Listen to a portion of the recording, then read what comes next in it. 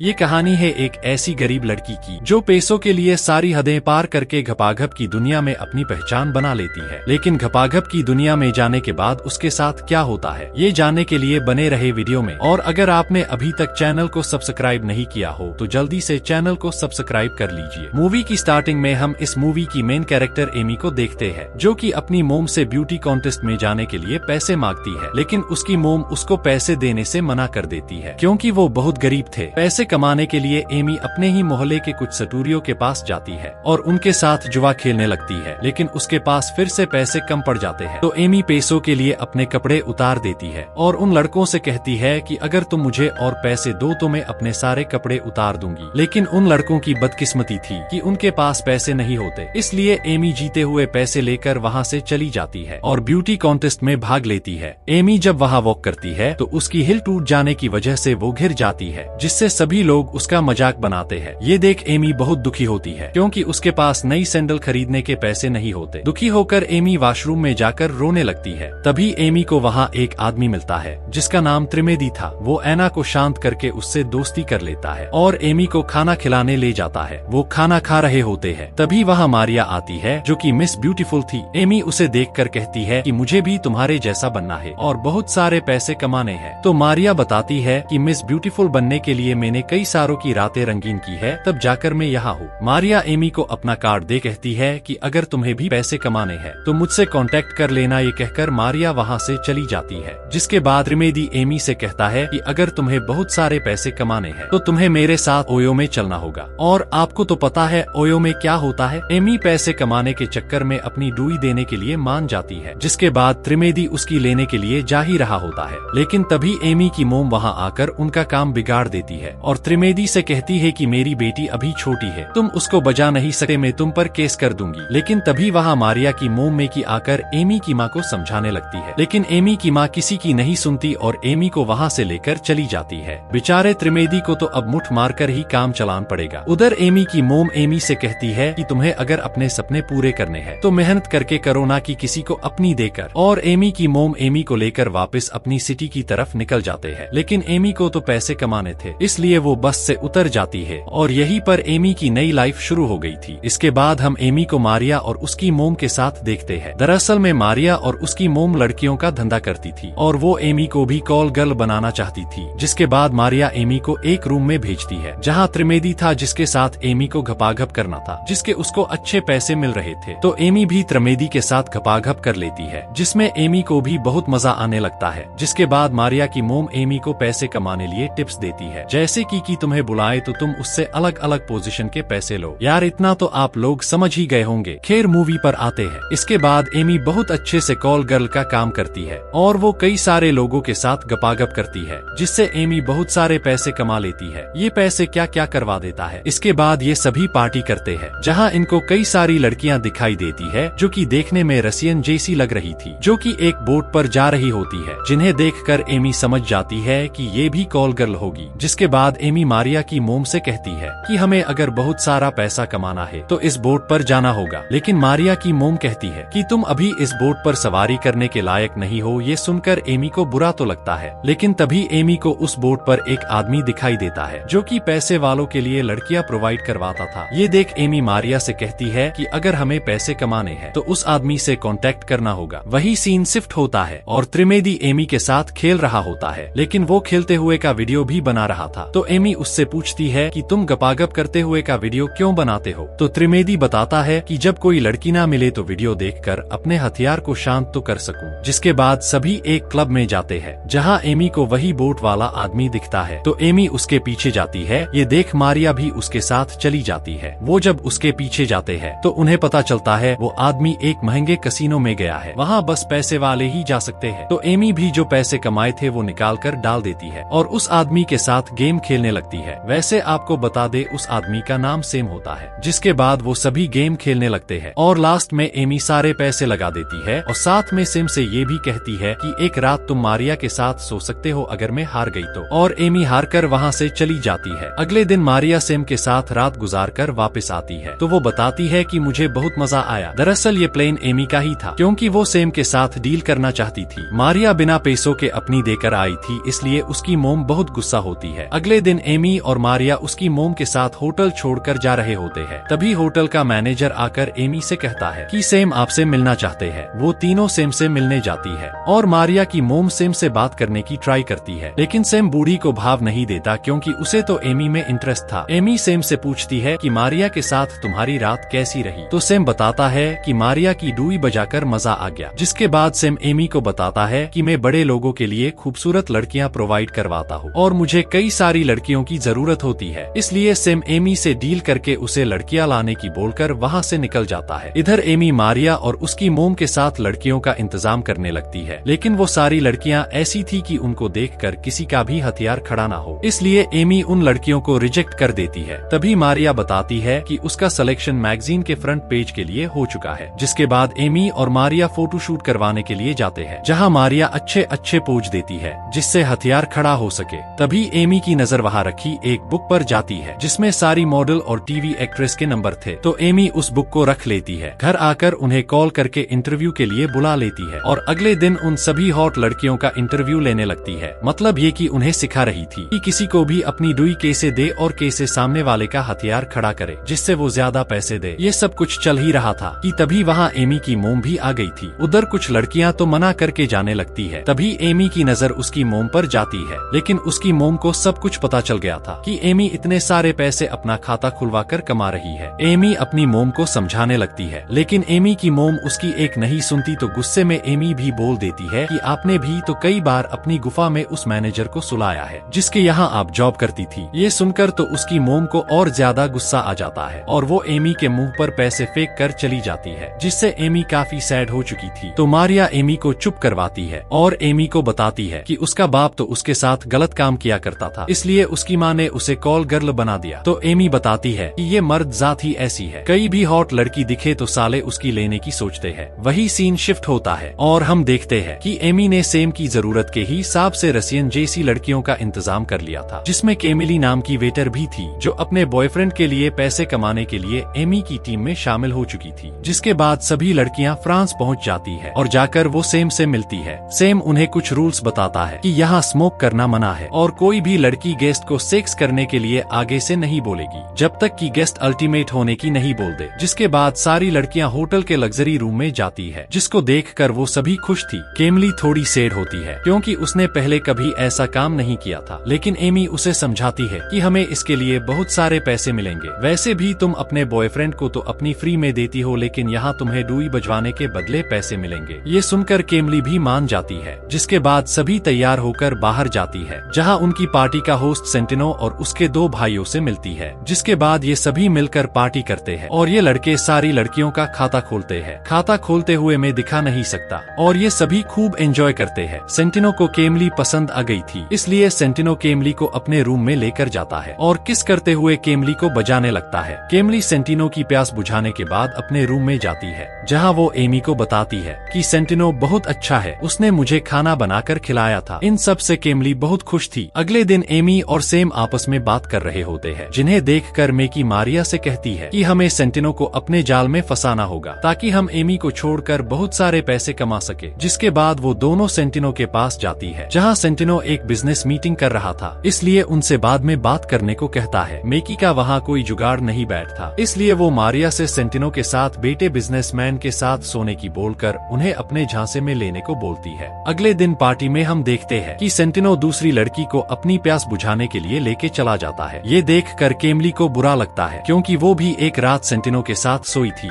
दूसरी तरफ same Amy को मेकी और मारिया के बारे में बता देता है कि उन्होंने रूल के खिलाफ जाकर सेंटिनो से बात करने की कोशिश की थी और वो आपस में बात करने लगते हैं। सेम एमी से पूछता है कि तुम्हारे आगे के प्लान्स क्या है, तो एमी बताती है कि मैं बहुत सारे पैसे कमाना चाहती हूँ। बातें करते करते वो दोनों आपस में किस करने लग जाते हैं क्योंकि सेम अब एमी को प्यार करने लगा था। वही हम रूम में देखते हैं कि वही लड़की जिसको सेंटिनो अपने साथ रूम में लेकर गया था, वो अपने रूम की बातें शेयर कर रही होती है कि कैसे सेंटिनो ने उसके लिए भी खाना बनाया था। ये सुनकर केमली को बहुत बुरा लगता है। तभी वहाँ मारिया आती है, जिसकी हालत बहुत खराब थी क्योंकि उसकी मोम के कहने पर उसने सेंटिनो के बिजनेस पार्टनर से ठुकाई करवाई थी, जिससे वो पूरी तरह टूट चुकी थी। जिसके बाद सेंटिनो एमी को अपने पास बुलाता है और एमी को अपने भाइयों से मिलवाता है, जो एमी को गिफ्ट भी देते हैं। फिर सेंटिनो एमी से कहता है कि मैं तुम्हारे काम से बहुत खुश हूँ, इसलिए तुम मेरी मेरी पार्टी के लिए 50 और लड़कियों का इंतजाम करना। लेकिन वो मेकी और मारिया को अपने साथ पार्टी में लाने के लिए मना कर देता है, जिसके बाद एमी मेकी और मारिया को सेंटिनो की बताई हुई बात नहीं बताती, क्योंकि एमी उन दोनों के बिना 50 लड़कियां अरेंज नहीं कर सकती थी। फिर एमी और मारिया कई सारे पैसे लेकर लड़कियों को ढूंढने के लिए निकल जाती है, जहां वो एक पेंटिंग शो में जाती है, जहां एमी की मुलाकात एक लड़के से होती है जो कि अपनी पेंटिंग बेचकर गरीब लड़कियों की मदद किया करता था। इसलिए एमी उसकी पेंटिंग ज्यादा पैसों में खरीद लेती है, जिससे राजू और एमी के बीच अच्छी बॉन्डिंग हो चुकी थी। जिसके बाद राजू एमी को अपने घर ले जाता है, जहां जाकर एमी को पता चलता है कि राजू और उसकी फैमिली घोड़ों की अच्छी नस्ल बनाकर उन्हें ऊंची कीमतों में बेचा करते हैं। राजू एमी को अपनी मोम से मिलवाता है, जो एमी को डिनर पर इनवाइट करती है। उधर एमी साथ में 50 लड़कियों को भी इकट्ठा करने लगती है। रात को एमी राजू की फैमिली के साथ डिनर करने जाती है, जहां राजू के डैड एमी को अपने वर्षों से चले आ रहे बिजनेस के बारे में बताते हैं और उनके बीच बातें होने लगती है। लेकिन एमी को बार बार मैसेज आ रहे थे। ये देखकर राजू के डैड समझ गए थे कि एमी कौन है, इसलिए वो राजू को एमी से शादी करने के लिए मना कर देते हैं, जिससे एमी गुस्सा होकर वहाँ से निकल जाती है। अगले सीन में हम देखते हैं कि केमली का बॉयफ्रेंड उसको लेने के लिए आ चुका था, क्योंकि उसे एमी और केमली के बारे में सब कुछ पता चल गया था। इसलिए जाकर वो केमली को अपने साथ चलने की भीख मांगने लगता है, पर केमली पैसों के लालच में इतनी बदल चुकी थी कि वो उसके प्यार को ही भूल गई थी और वो उसके बॉयफ्रेंड के साथ जाने से मना कर देती है। जिसके बाद हम देखते हैं कि अगले दिन एमी और मारिया की मोम मेकी के बीच में किसी बात को लेकर बहस हो चुकी थी। इसलिए गुस्से में एमी मेकी और मारिया को बता देती है कि सेंटिनो ने तुम्हें अपनी पार्टी में लाने से मना किया था। ये सुनकर मेकी को बहुत गुस्सा आता है और वो एमी को अपने घर से बाहर निकाल देती है। एमी केमली को अपने साथ लेकर राजू के घर पर रहने के लिए जाती है। एमी और राजू को देखकर ऐसा लग रहा था जैसे एमी राजू को प्यार करने लगी थी। अगले सीन में हम देखते हैं कि एमी और केमली मिलकर 50 लड़कियों को अपने साथ ले जाने के लिए सेलेक्ट कर लेती है। एमी उन सभी लड़कियों को लेकर दुबई पहुंच जाती है, जहां सिम उन लड़कियों में से बड़े निप्पल वाली लड़कियों को सेलेक्ट करके अपने साथ याट पर लेकर जाता है। फिर सिम एमी को बताता है कि सेंटिनो के डैड बीमार है, इसलिए अगला बादशाह सेंटिनो बन सकता है। ये सुनकर एमी बहुत खुश होती है। अगर सेंटिनो बादशाह बन गया तो सिम और एमी के ऊपर पैसों की बारिश होगी। बातों बातों में सिम एमी को साथ में डिनर करने की बोलता है, तो एमी भी मान जाती है। याट से सिम सभी लड़कियों को मिस्टर एक्स के पास लेकर जाता है। मिस्टर एक्स उन लड़कियों से कहता है कि जो भी इन्हें हंसाएगा उसे $50,000 मिलेंगे। तो सभी लड़कियां पैसों के लिए पागलों जैसी हरकतें करने लगती है। लेकिन तभी उनके बीच फाइट होना शुरू हो जाती है और एक लड़की केमली के सर की विग निकल देती है, जिससे मिस्टर एक्स उसे अपने पास बुलाकर वो सारे डॉलर उसे दे देते हैं। पैसा है तो सब कुछ है, पैसों से सब कुछ करवाया जा सकता है। खैर बड़े लोगों के चोचले है। वेल मूवी पर आते हैं। शाम को सेम और एना डिनर के लिए जा ही रहे थे कि तभी वहाँ राजू आकर एमी को किस करने लग जाता है। ये देखकर सेम को काफी बुरा लगता है और वो वहाँ से निकल जाता है। उसके बाद राजू और एमी खूब जोर शोरों से रोमांस करने लगते हैं। वो मजे कर ही रहे होते हैं। तभी एमी को सेम का मैसेज आता है कि उसे जल्दी से 15 लड़कियों को पार्टी में लेकर जाना है। जिसके बाद एमी सभी लड़कियों को लेकर पार्टी में पहुंचती है, जहां सेंटिनो के दोनों भाई होते हैं और वो उन लड़कियों को अपनी पेंटी उतारने की बोलते हैं। तो सभी लड़कियां अपने अंडरगारमेंट्स उतार देती है। उधर सेम एमी के ऊपर गुस्सा करता है, क्योंकि पार्टी में आई लड़कियों ने स्मोक करके रूल तोड़ा था। इसलिए सेम एमी को नई 20 लड़कियां लाने का बोलता है। पार्टी खत्म होने के बाद जब सभी लड़कियां अपने रूम में जाती है तो उन्हें पता चलता है कि उनके सारे सामान चोरी हो चुके हैं। एमी ने केमली को जो पैसे दिए थे वो भी चोरी हो चुके थे। तभी उस होटल में पुलिस की रेड पड़ जाती है, तो सेम सभी लड़कियों को होटल से बाहर निकाल देता है। जिसके बाद हम देखते हैं कि सभी लड़कियां बीच पर पैदल चल रही होती है, जहां केमली एमी से अपना पासपोर्ट वापस मांगती है, क्योंकि उसे घर जाना था। लेकिन एमी केमली को पासपोर्ट नहीं देती और कहती है कि तुम्हारे पास पैसे कमाने के लिए बस 7 दिन है। ये सुनकर केमली मारिया की मोम को कॉल करके एक क्लाइंट के पास गपागप करने के लिए जाती है। दूसरी तरफ याट पर सभी शेखों की लॉयल पार्टी चल रही होती है, जहां एक शेख दो लड़कियों को पेल रहा था। सारे शेख उन लड़कियों के साथ खूब एंजॉय कर रहे थे। उधर सेंटिनो का भाई जहीर एमी को अपने पास बुलाकर एमी को पेलने ही वाला था। ये देख सेम को काफी गुस्सा आता है। तभी वहाँ सेंटिनो आकर जहीर को रोक लेता है और एमी से सॉरी बोलता है, क्योंकि सेंटिनो एक अच्छा शेख था। सेम एमी को एक सेफ रूम में लेकर जाता है और जो हुआ उसके लिए माफी मांगता है और फिर एमी और सेम दोनों अपनी चूल मिटाने लगते हैं। अगले सीन में हम केमली को देखते हैं, जो कि उस क्लाइंट से अपना खाता खुलवा कर आई थी, जिससे एमी को बहुत बुरा लगता है और वो डिप्रेशन में जाने लगती है और वो एक याट पर जाकर पानी में छलांग लगा देती है, क्योंकि उसे एहसास हो चुका था कि वो इस धंधे में आकर फंस चुकी थी। दूसरी तरफ याट पर पार्टी खत्म होने के बाद सभी लड़कियां जाने लगती है। तभी राजू वहां आकर एमी को अपने साथ एक बीच पर लेकर जाता है और एमी को शादी के लिए प्रपोज कर देता है और वो दोनों खुले में ही भर भर कर रोमांस और एक दूसरे की खुजली मिटाने लगते हैं और वो दोनों पानी में जाकर एक दूसरे में खो जाते हैं। उधर केमली ने पानी में कूदकर अपनी जान दे दी थी। उसके बाद हमें कुछ सालों बाद का सीन दिखाया जाता है जहां एमी एक बच्चे को जन्म देती है। दरअसल एमी ने राजू से शादी कर ली थी, जिसके बाद वो सभी साथ रहते थे और एमी ने कॉल गर्ल का काम छोड़ दिया था। एमी जब घर में होती है तो वो टीवी में केमली की मौत की खबर सुनती है, जिससे वो टीवी बंद कर देती है ताकि घर में किसी को पता ना चले कि एमी क्या काम किया करती थी। जिसके बाद एमी अपने घर के बाहर एक अजनबी लड़के को खड़ा देखती है। वो उस लड़के को आवाज लगाती है, लेकिन वो लड़का वहाँ से भाग जाता है। कुछ दिन बीत जाने के बाद एमी जब काम से घर आती है तो देखती है कि सेम उनके घर घोड़ों का व्यापारी बनकर घोड़े खरीदने आया था। एमी सेम को देखकर काफी शॉक्ड होती है। फिर एमी सेम से पूछती है कि तुम यहाँ क्या करने आए हो, तो सेम उसे बताता है कि हम दुबई में एक बहुत बड़ी पार्टी कर रहे हैं और वहाँ के प्रिंस तुमसे काम करवाना चाहते हैं। ये सुनकर एमी कहती है कि मेरी एक फैमिली है और ये काम मैंने कब का ही छोड़ दिया है, और वो सेम को मना कर देती है। जिसके बाद हम एमी को उसकी बेटी केमली के साथ देखते हैं, क्योंकि एमी ने उसका नाम मर चुकी केमली की याद में रखा था। मारिया और उसकी मोम एमी से मिलने आती है और एमी को पार्टी में आने को बोलती है कि हम वहाँ बहुत पैसे कमाएंगे, लेकिन एमी उन्हें भी मना कर देती है। जिसके बाद एमी जब घर के अंदर जाती है तो देखती है कि टीवी में वही वीडियो चल रहा था जो स्टार्टिंग में त्रिवेदी ने एमी के साथ गपागप करते हुए बना था, और ये वीडियो राजू के डैड ने देख लिया था। इसलिए उन्हें पता चल जाता है कि एमी एक धंधा करने वाली लड़की है,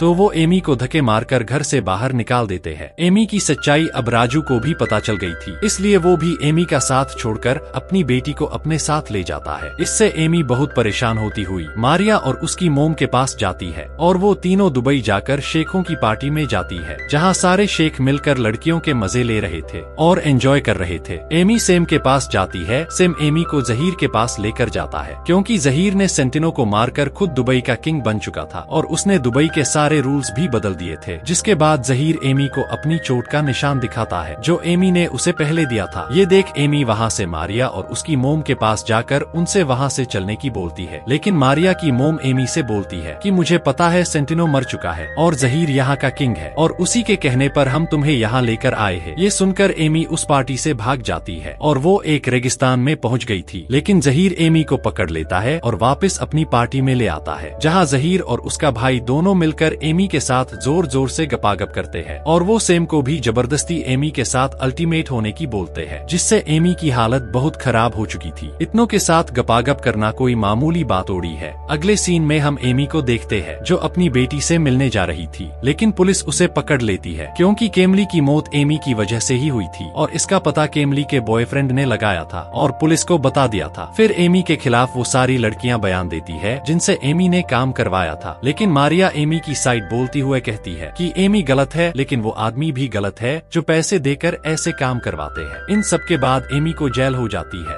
जेल में एमी से उसकी मोम मिलने आती है क्योंकि लास्ट में माँ ही काम आती है। इसके बाद हमें कुछ सालों बाद का सीन दिखाया जाता है जहाँ एमी जेल से रिहा होकर अपनी सिटी आ जाती है और अपनी मोम की शॉप पर काम करने लगती है, और इसी के साथ इस मूवी की हैप्पी एंडिंग हो जाती है। अगर आपको मूवी पसंद आई हो तो वीडियो को लाइक कर कमेंट जरूर करें। Thanks for watching.